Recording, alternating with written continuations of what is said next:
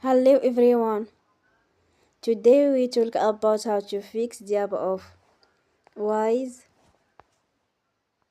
We go to settings, then we click on apps.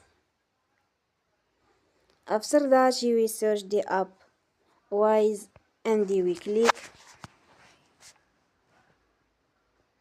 They will on for stop. After that we go to storage.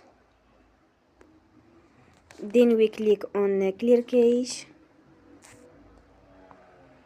In the end,